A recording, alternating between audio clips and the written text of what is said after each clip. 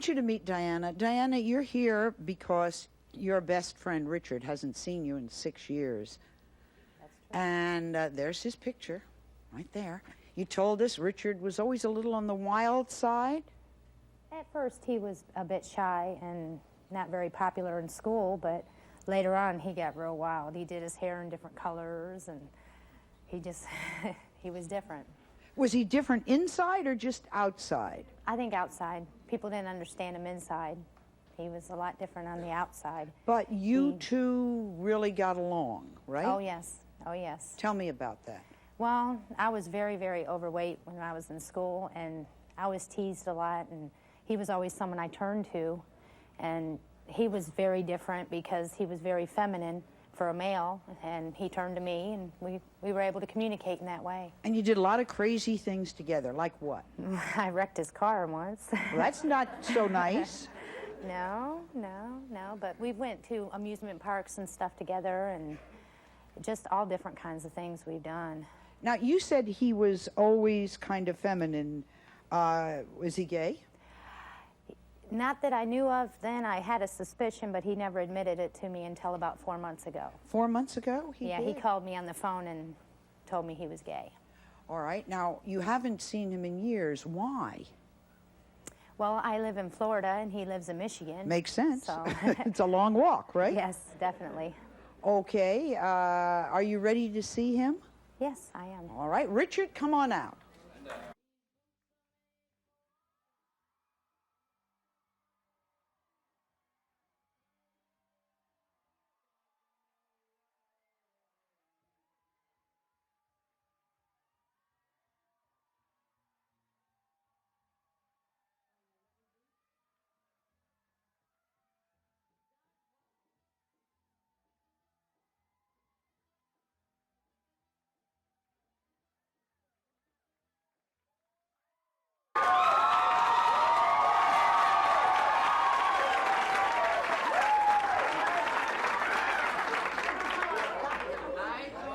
Lucky Star, that's the name, right? That's correct. Diana, this is Lucky Star, also known as your old friend Richard.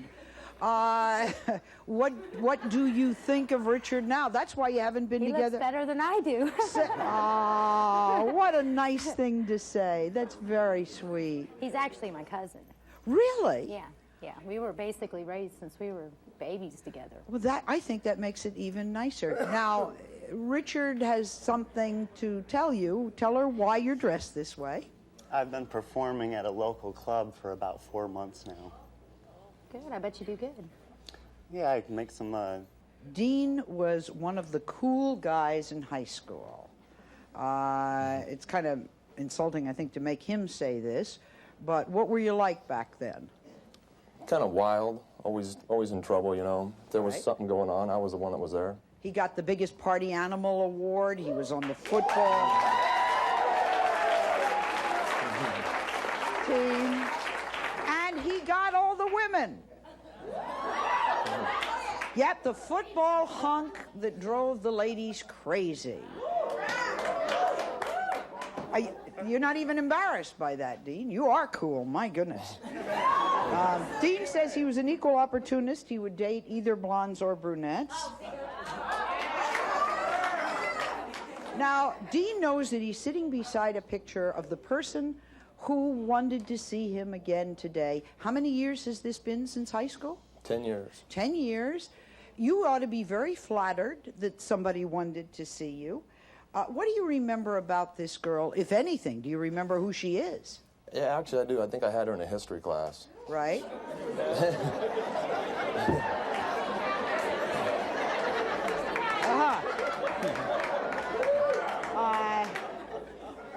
What do you remember about her?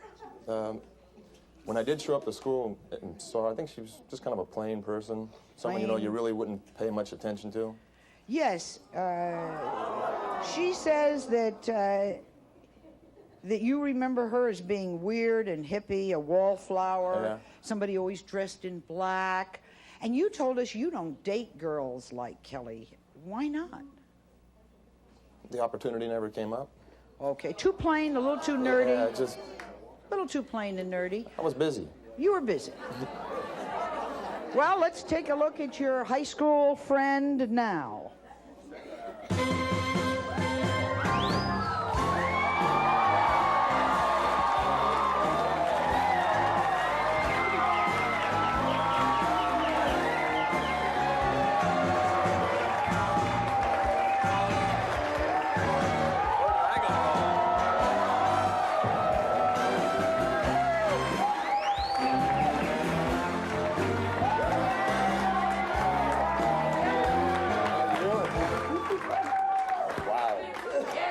Well, Dean is so cool, I don't know if I can get a reaction, but what do you think of the new improved Kelly? Oh my God. That's a very nice reaction. Kelly, you don't seem shy anymore. Not anymore. Not I've anymore. broken out. What happened to you? You grew up in a small town, and you Extremely really small. felt you didn't fit in. You were considered like being overweight. What made it worse was she was always in the shadow of her older sister, Barbara. And some of you may relate to this. Barbara was thin and pretty. Gail has now lost over 100 pounds. She's going to be out in a minute. We want to fill you in on what we are doing here. It's a surprise. Gail's sister Barbara is also here. Now, we told Barbara she'd won tickets to be in our audience. She has no idea that her sister is here. They have not seen each other since she has lost this weight. I don't know if she's going to recognize her because that's an enormous amount of weight to lose. But first, let's meet Gail. Take a look at this picture. This was Gail, by the way, just a year ago. Now meet Gail, 150 pounds lighter. Gail, come on out.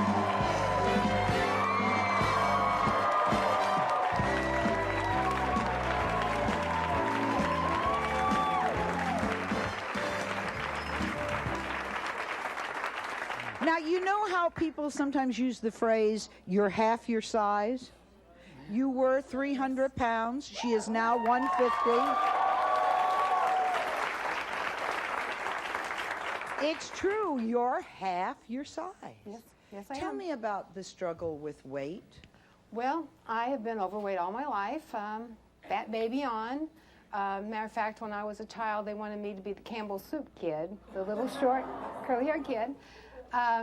And it just progressed. It got worse as I got older. You know, you go through everything that everybody does when they have a difference in their looks. You go through the teasing. They call me Gail the Whale, Baby Huey, you know, things like that. And you go from one extreme to the other personality-wise, too. You sometimes you'll try to be discreet and you'll be very dowdy looking because you think, if I don't draw attention to myself, then nobody will look at me. And then you kind of get over that, and then you go all out, and you're the fat, jolly person, and you draw more attention to yourself, and then you kind of hit a happy medium, you know, because you just go through various stages. Our producers told us that you dreamed your whole life of being like your big sister, Right. Barbara, thin. Tell me Right. about that. Well, to me, Barbara was always my idol. She was thin, she was attractive, she always seemed to be at the right place at the right time. She had been on several television shows, she'd done some modeling, you know, and her life was what I wanted mine to be, but, you know, it just never was. And now it's been 7 years since you've seen me, and I'm just How come you haven't seen each other in 7 years? Well, my father passed away, and we live in various parts of the country. I live in Missouri, she lives... Her high school pal, Robin. Ooh.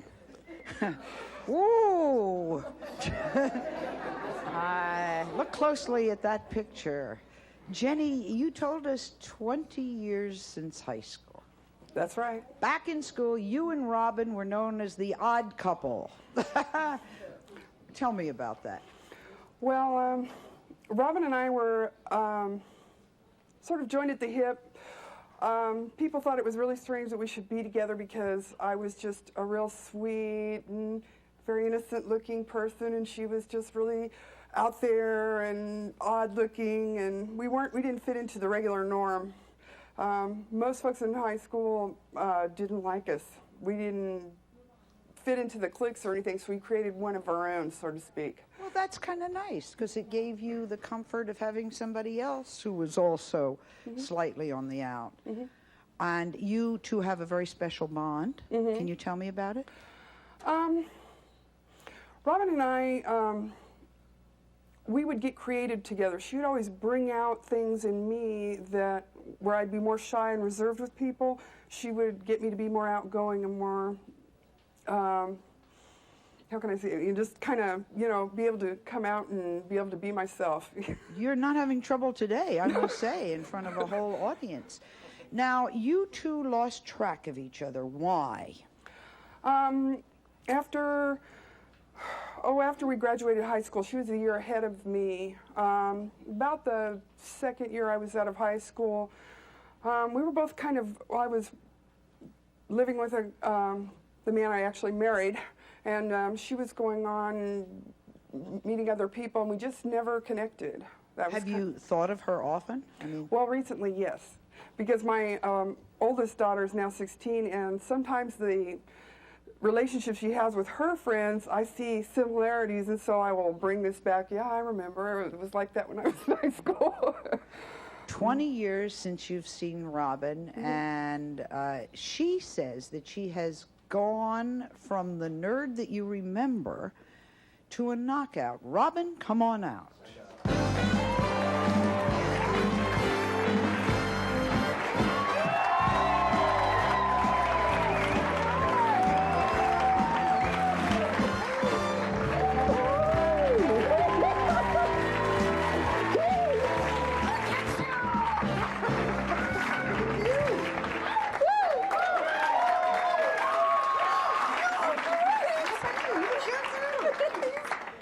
My mother always said that everyone has a certain time in their life, you know. Some people look good when they're 12 and some at 16.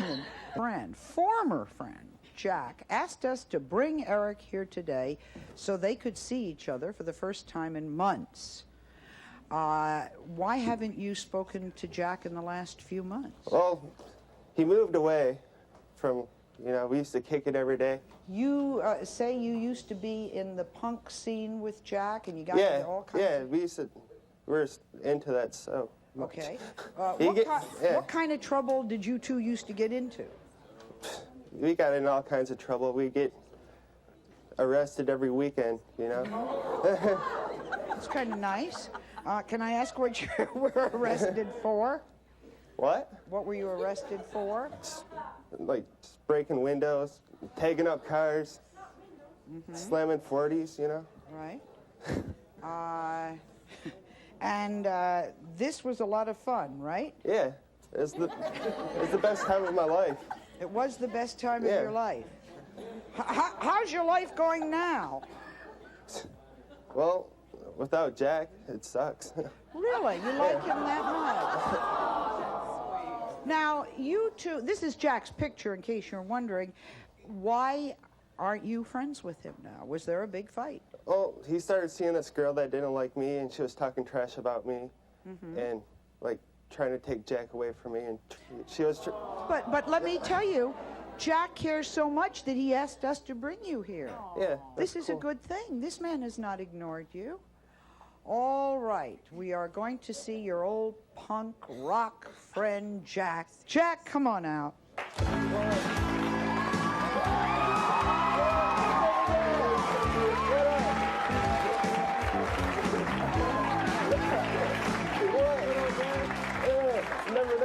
Never that. What up? Never that. Look at you. Look at you. Don't touch me. Notice which one is saying, don't touch me. It's kind of interesting. That's weak. Jack, hi. Jack, no Catholic school, huh? Huh? No Catholic school, right? Yeah, for a little bit. Now, the picture of Jack we have is a mohawk, studded collars, heavy combat boots, pierced lips, and lots of tattoos. Tattoos? You don't look like that now. No, I mean, I realized, you know, like when we were kicking it, when we were friends, you know, we used to do all the self-destructive things, you know, like, because we never fit in anywhere. So we're like, you know, we had all this anger built up in us, and we'd get into drugs, you know, drinking, just, you know, just doing whatever to make us feel good, you know, for the time being. And then I got expelled from school, and then I got kicked out of my house, and I was homeless.